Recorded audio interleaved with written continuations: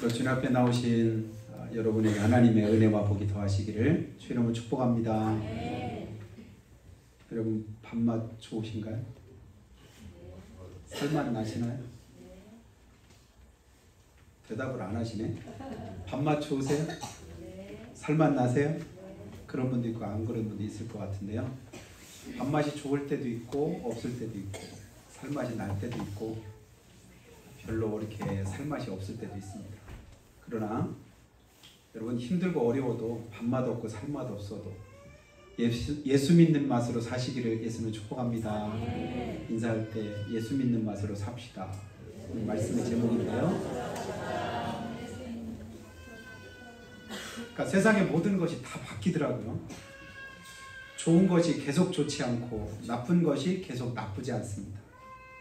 힘든 것이 계속 힘들지 않고 또 어려운 것이 계속 어렵지도 않습니다. 쉽다고 해서 또 이렇게 자만하면 금방 또 어려워지는 때도 있습니다. 계속 바뀌죠. 계속 바뀌는 그런 세상살이 가운데 예수 믿는 저 여러분의 삶만큼은 그 맛만큼은 바뀌지 않게 되기를 주님의 이름으로 축복합니다. 이런 것 좀 항상성이라고 하는 조금 이제 어려운 말로 사용하기도 하는데요. 항상 지켜야 되는, 항상 유지해야 되는 어느 선이 있는데 세상 것은 다 변하고 바뀝니다. 성경이 이걸 우리에게 말씀하는데 영적인 부분만큼은 여러분 세상 흐름 따라서 세상 풍조 따라서 바뀌고 변하고 왔다 갔다 하지 않고 주님 기뻐하시는 그런 모습을 항상 유지할 수 있는 우리가 되었으면 좋겠습니다. 자, 하나님께서 동물도 만들고 사람도 같은 날에 만드셨는데 그러니까 사람하고 동물하고 재료가 같아요? 달라요? 똑같이 흙으로 만드셨거든요. 그러니까 재료는 똑같이 흙으로 만드셨는데 겉보기에는 재료가 똑같은데 동물한테 주지 않은 그런 이제 한 가지 사람한테만 주신 것이는데 그게 하나님의 영이죠. 생기를 우리 가운데 불어 넣어 주셨습니다. 그래서 우리가 생영이 된 거예요. 이 땅을 살아가는 동안에는 사람이나 동물이나 똑같이 먹어야 살고 똑같이 숨 쉬어야 사는 일반적으로는 큰 차이가 없는 것 같은데 실제적으로는 굉장히 큰 차이가 있죠. 마지막에는 이제 하늘과 땅 차이인데 살아가면서 또 동물과 사람들의 차이 가운데 가장 두드러진 것이 저는 말이라고 생각이 되는데요. 개가 말을 할까요? 고양이가 말을 할까요? 그러니까 짐승 중에서 말을 할 줄 아는 짐승은 뭐가 있을까요? 제가 보니까 뭐가 있어요? 앵무새. 그걸 몰랐네. 앵무새 말하지요. 그렇게 보면 구간조도 하네. 그러니까 흉내를 내는 거죠. 근데 성경에도 보니까 나귀는 말을 하더라고요. 응? 나귀 입을 하나님 여시니까 말 못하는 짐승도 뭐를 해요? 말을 하더라고요. 근데 특별히 사람은 이제 의사소통할 때 말을 가지고 이렇게 하게 되는데 근데 무슨 말을 내가 많이 하나 가만히 생각해 보면 여러분 대체적으로 우리가 무슨 말을 많이 하는 것 같아요? 자기가 좋아하는 말을 많이 할까요? 아니면 싫어하는 말을 많이 할까요? 진짜 하기 싫은 말을 많이 하는 사람 있을까요? 하고 싶으니까 할 거예요. 그죠? 관심 있으니까 한다고요. 거기에 내 마음이 가 있으니까 그 말을 할 거란 말이죠. 근데 내가 많이 하는 그 말들이 결국은 보면 어디서부터 나올까요? 밖에서 들어오는 게 아니더라고요. 내 안에 있는 것들이 밖으로 말을 통해서 나가게 됩니다. 잠언 23장인가도 보니까 사람의 생각이었다면 그 우임도 그러하더라고요. 근데 그 생각이 뭘로 표현돼요? 사람은 말로 표현이 되는 거예요. 대체적으로 사람들이 모일 때 여러 말들을 하는데 무슨 말을 하나 가만히 보면 몇 가지 제가 볼 때는 한 3가지 정도로 이렇게 나눠볼 수 있지 않을까 싶은데요. 첫 번째는 자기가 좋아하고 관심 있는 말들을 많이 합니다. 등산을 좋아하는 사람들은 만나면 무슨 얘기를 많이 할까요? 고기 잡는 얘기를 많이 하지요. 그런가요? 아니에요. 등산 얘기 많이 합니다. 산이 어떻고 산에 가니까 산 열매가 어떻고 산 동물들이 어떻고 산 길이 어떻고 거기에 관련된 얘기를 많이 하죠. 낚시 좋아하시는 분은 거기에 관련된 또 얘기들을 또 많이 합니다. 내 관심사가 거기 있기 때문에. 그 두 번째 사람들이 많이 하는 말은 뭐냐면 자기 자랑하는 말을 많이 합니다. 자랑거리 있으면 말하기가 쉬워요? 말 안 하기가 쉬워요? 자랑할 게 있어요. 진짜 자랑거리가 있어요. 그러면 말하는 게 쉬울까요? 말 안 하는 게 쉬울까요? 경험이 없어서 잘 모르시죠? 제가 경험해 보니까 말 안 하는 게 굉장히 어려운 거예요. 그냥 이걸 누구한테도 한번 하고 싶은데 할 사람이 누가 있을까? 얘기하고 싶은 사람을 찾는 거예요. 왜냐면 자랑하고 싶으니까. 그리고 세 번째는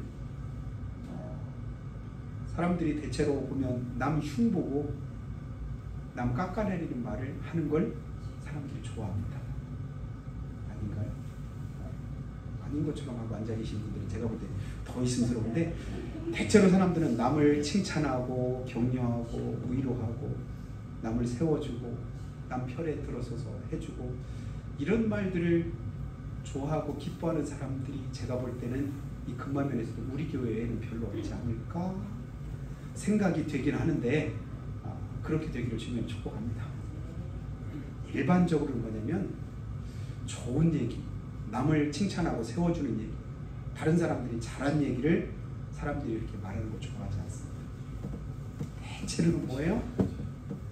가능하면 조금이라도 깎아내리려고 하고 다른 사람들의 흉을 잡으려고 하고 험담하는 것을 기뻐합니다. 죄인된 속성이죠. 누구나 다 예외 없이 그런 마음들이 그 속에 있는 걸 봅니다.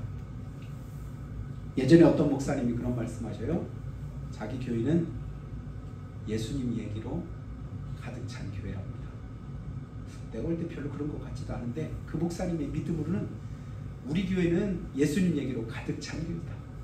주방에서 하는 얘기나 저기 유아실에서 하는 얘기나 화장실에서 하는 얘기나 쓰레기 버리다가 소각자에서 하는 얘기나 다 무슨 얘기를 많이 한다? 예수님 얘기를 많이 한다. 그 얘기를 제가 가만히 들으면서 제 자신하고 먼저 생각. 그럼 우리 교회는 무슨 얘기를 먼저 많이 할까? 화장실에서 무슨 얘기할까? 주방에서 무슨 얘기가 많이 나올까? 또 교회 안에서 다른 사람 없을 때도 무슨 얘기 많이 할까? 우리 교회 안에도 그런 얘기로 가득하기를 주님 축복합니다. 그러니까 쓸데없는 얘기나 헛된 얘기나 다른 사람들에게 유익되지 못한 그런 말들보다 우리 안에서 예수님 얘기가 많이 나오면 그건 무엇을 얘기하냐면 내가 관심사가 다른 것보다 그래도 어디에 많이 있다? 예수님께 많이 있다. 믿음에 관심이 많다. 이걸 증명하는 거기 때문에 그 말이 중요한 거예요. 나도 모르게 말이 막 튀어나오거든요. 왜냐하면 내 속에 있는 것이 나오게 되어져 있습니다. 그런 말들이 예수님께서 내게 주신 은혜와 또 하나님께서 내게 베푸신 그 사랑을 많이 말할 수 있는 그런 삶이 되기를 축복합니다. 그건 뭐냐면 내가 은혜 가운데 거하는 삶이 되길 원한다. 이런 말씀과도 같습니다. 오늘 본문 말씀이 다윗이 고백한 찬송시인데요. 다윗이 뭐라고 말을 하냐면 내가 여호와를 항상 송축하며 내 입술로 항상 주를 찬양하리다. 내 입이 항상 뭘 말하고 있어요? 하나님을 높이고 하나님을 찬양한다. 내 입술로 주를 찬양하고 높이리다. 그리고 나서 2절에도 보니까요. 내 영혼이 여호와로 자랑한다. 그러니까 다윗은 뭐하기를 힘쓰는 사람이에요? 하나님을 높이고 자랑하는 일에 힘쓰는 사람이더라. 왜일까요? 목동이었던 다윗을 하나님께서 이스라엘의 최고 왕으로 삼으셔서 그 은혜가 감사해서 그랬을까요? 하나님께서 보잘것없고 무명했던 다윗을 온 나라에서 유명하게 다윗을 세우셨기 때문에 그 은혜에 감사해서 그랬을까요? 근데 오늘 34편에 그 시편을 고백할 때 다윗의 그 처지가 어땠는가를 알면 다윗의 마음이 그렇구나 여러분 아실 겁니다. 여러분 성경 안에도 시편 거기에 이제 제목 옆에다 이제 언제 쓴 시 이렇게 이제 기록해 놓은 성경이 있을 거예요. 다윗이 사울에게 10년 동안을 쫓겨다녀요. 자기 장인인 사울이 다윗을 충신임에도 불구하고 시기하고 질투해서 뭐 하려고 하죠? 죽이려고 수천 명의 군사들을 이끌고 쫓아다니는 거예요. 그러다 보니까 이스라엘 나라에 더 이상 숨어 있을 곳이 없어요. 그러니까 블레셋 땅으로 도망가고, 그리고 그런 가운데 블레셋의 아비멜렉 왕 앞에서 다윗이 신분이 발각됩니다. 그의 신하들이 다윗을 알아본 거예요. 저기 있는 저 다윗이 이스라엘 나라의 그 다윗입니다. 빨리 잡아서 죽이라는 거죠. 그러니까 죽을 그런 위기에 처했을 때 다윗이 어떻게 했나 여러분 아시죠? 그때 즉흥적으로 다윗이 미친 척하는 거예요. 갑자기 미친 흉내를 내는 거예요. 침을 막 줄줄 흘려서 수염으로 막 내리고 하니까 그 연기를 얼마나 잘했던지 아비멜렉 왕이 보니까 뭐냐면 천상 뭐예요? 미친놈이고 천상. 아니 사울은 천천히고 다윗은 만만이라고 하는 그 용감하고, 그리고 이게 아비멜렉은 이제 다윗을 본 적이 없는 것 같아요. 그러니까 그렇게 이름만 들어도 대단하게 머릿속에 그려지는 다윗의 모습이 있잖아요. 근데 우선 눈앞에 있는 그 모습은 뭐죠? 미친놈인 거예요. 그러니까 우리나라에 미친놈이 없어가지고 저 미친놈을 다윗이라고 말하는 말 같지도 않은 소리를 해요. 그러면서 이제 다윗을 쫓아내요. 그래서 위기를 모면하고 다윗 죽지 않고 살아납니다. 천신만고 끝에. 사실은 뭐 할 뻔했죠? 죽을 뻔. 꼭 죽을 뻔한 그런 위기를 모면하고 그리고 나서 다윗이 하는 고백이 오늘 말씀인 거예요. 하나님이 나를 이제 쫓기던 신세에서 왕으로 세워줬고 평안하게 했고 또 온전히 거하게 하셨고 하나님의 은혜 가운데 내가 이제는 아무 남부러울 것 없이 살 수 있는 그런 환경과 여건이 됐고, 그게 아니에요. 여전히 뭐 하는 거죠? 쫓기는 신세고, 그런 과정을 겪고 나면 어쩌면 저 같으면 신세 한탄이 먼저 앞서지 않을까. 이렇게 살아서 뭐하나. 한두 해도 아니고 매일같이 쫓기는 이 신세가 더 이상 자기 신세가 그냥 천연하고 고달프게 여겨질 수 있는 그런 상황이죠. 하나님 살아계시다니 나와 함께 하신다고 말씀하시더니 제가 꼴이 이게 뭡니까? 언제까지 해야 됩니까? 언제까지 이 짓을, 언제까지 이렇게 쫓기는 삶을, 언제까지 죽지 못해서 이렇게 살아가는 삶을 계속해야 됩니까? 이렇게 원망, 불평하기가 쉬울 것 같아요. 그런데 거꾸로 다윗은 뭐라고 말하죠? 내가 여호와를 항상 송축함. 그를 송축함이 내 입에 계속하리로다. 잠깐 동안 할 수도 있잖아요. 그런데 의지적으로 말하는 거예요. 계속 하리로다. 그리고 내 영혼이 여호와로 자랑하리니 곤고한 자가 이를 듣고 기뻐하리로다. 이 말은 무슨 말일까요? 다윗이 얼마나 힘들어요? 얼마나 어렵습니까? 처지가 얼마나 딱합니까? 그런데 진짜 내가 힘들다고 어렵다고 낙심하고 좌절하고 있는 그에게 다윗이 자기에게 해주면 그 사람이 듣고 뭐 할 거래요? 아, 나는 그래도 낫구나. 내가 이거 가지고 진짜 죽겠다고 못 살겠다고 그렇게 원망 불평했는데 다윗 보니까 나보다 훨씬 더한데도 그는 뭐 하더라? 주님 의지에서 저렇게 힘있게 하나님 앞에 매달리고 그리고 기뻐하며 감사하려고 애를 쓰는구나. 이 모습 보고 기뻐하리로다. 그렇게 말을 하는 거예요. 다윗이 실제로 그런 삶을 살았잖아요. 모든 걸 다 잃어버린 그런 상황 속에서도 하나님을 의지해서 힘을 얻었고, 사망의 엄침한 골짜기를 지나는 것 같은 그런 환경과 여건 속에서도 뭐 했죠? 하나님을 의지함으로 새 힘을 얻었던 다윗의 삶이었던 것을 우리는 보게 됩니다. 그리고 나서 그가 이제 4절부터는 자기가 왜 그렇게 하나님 앞에 찬양하고 자랑하는가에 대한 이유를 이렇게 설명을 합니다. 4절부터 8절까지의 그 말씀을 보면요, 이렇게 말해요. 내가 여호와께 구하매 내게 응답하시고 내 모든 두려움에서 나를 건지셨도다. 하나님이 내가 하나님 앞에 구했더니 뭐 했대요? 하나님이 내게 응답하시더라.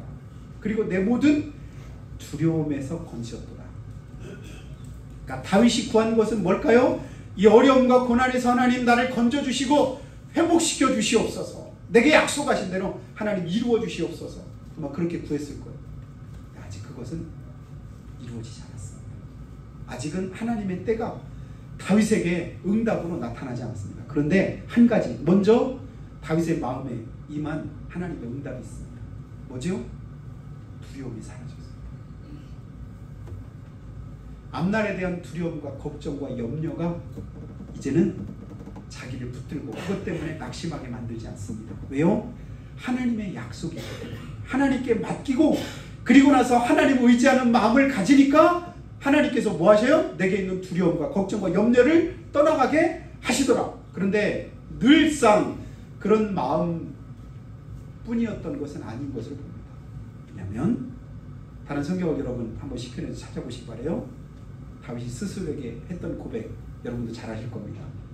내 영혼아 네가 어찌하여 내 속에서 염려하며 불안하여 하는고 너는 하나님을 바라라. 그가 너를 도심으로 네가 다시 한번 하나님 앞에 설 수 있을 것이다. 다른 사람에게가 아니라 여러분 내 안에 있는 그 말들은 아까 제가 이제 말에 대해서 말씀했잖아요. 말은 내 안에 있는 것이 밖으로 나가게 되어 있습니다. 우리가 좋아하는 말들은 대체로 은혜스러운 말보다는 그렇지 않은 말들이 더더욱 많습니다. 근데 다윗은 자기가 진짜 힘들 때는 자기 입을 닫고 다른 사람에게 말한 것이 아니라 하나님께 기도하고 그리고 자기 자신에게 말합니다. 내 영혼아 네가 어찌하여 내 속에서 원망하고 내 속에서 불안해하고 내 속에서 떨고 있느냐. 걱정하지 마라. 너는 하나님을 바라라. 그가 나타나 도심으로 네가 새롭게 될 거야. 왜냐하면 하나님이 너한테 약속하셨잖아. 그러면서 자기 자신의 연약한 그 믿음을 다독이는 거예요.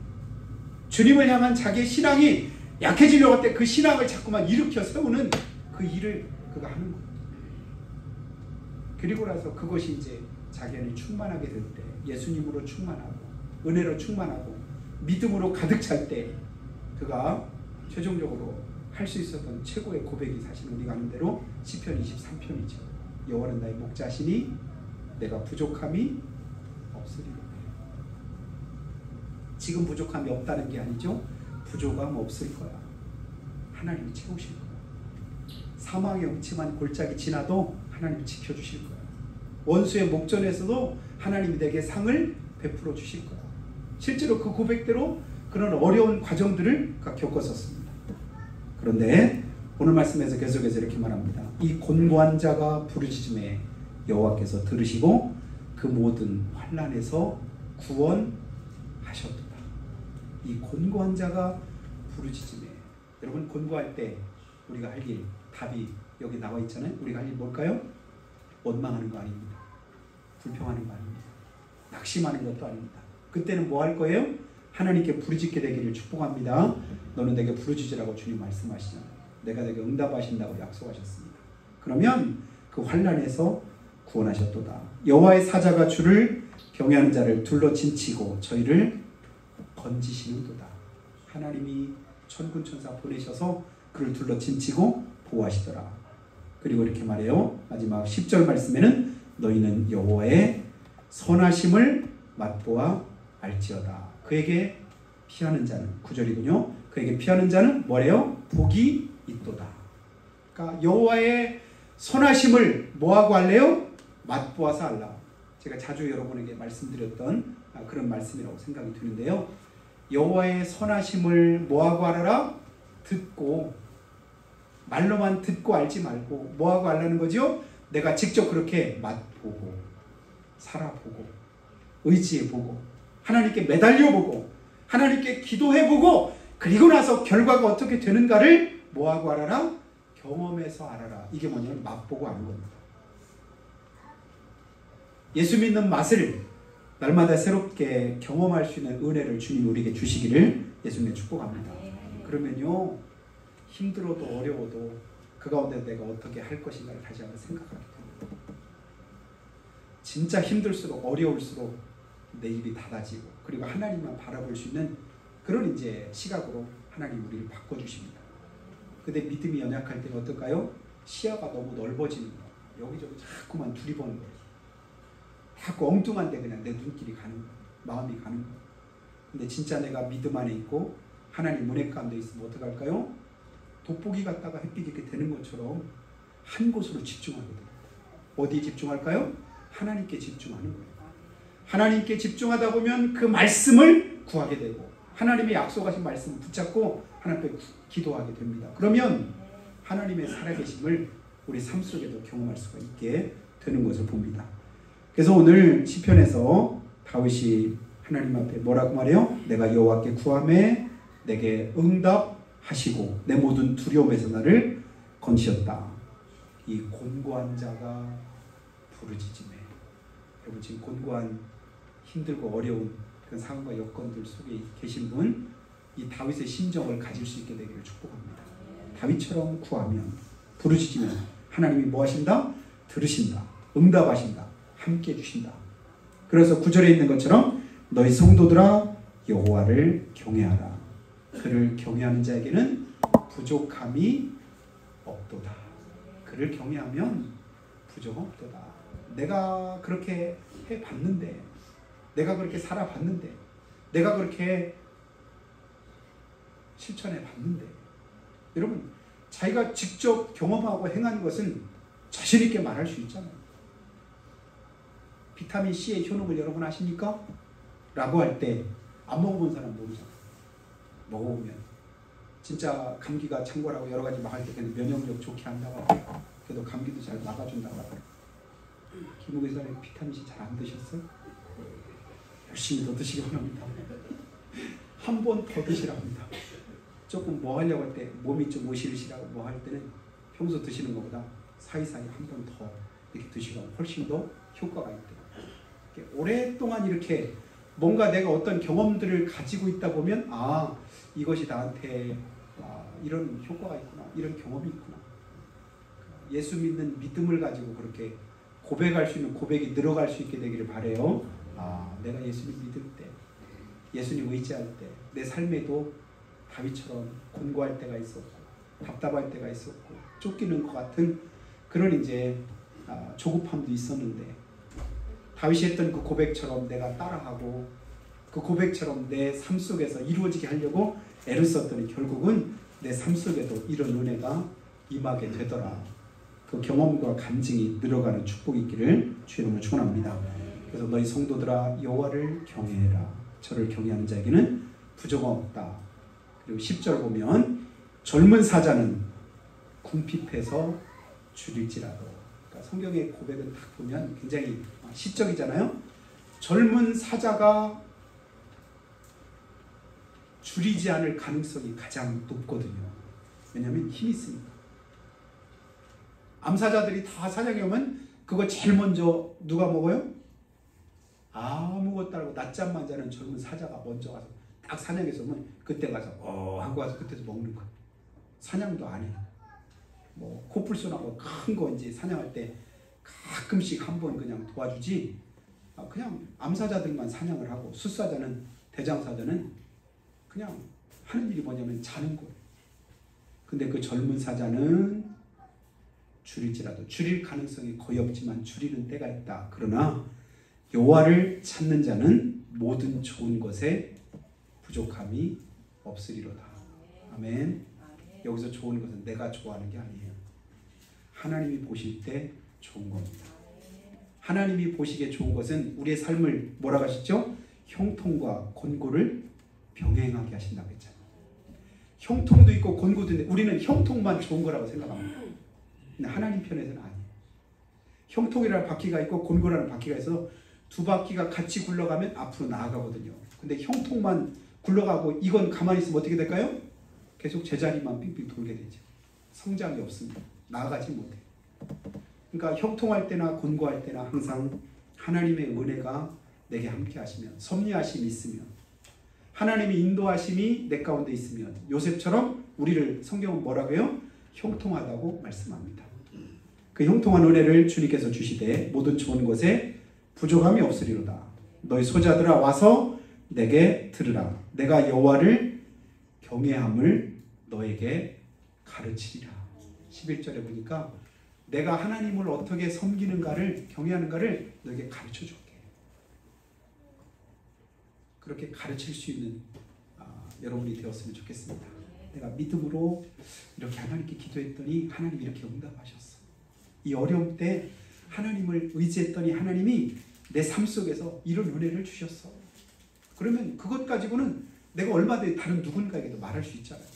가르쳐 줄 수도 있잖아요. 근데 예수 믿는 그런 삶의 간증이, 그런 맛이 내 안에 별로 없다 보니까 다른 사람에게도 할 말이 별로 없을 때가 있어요.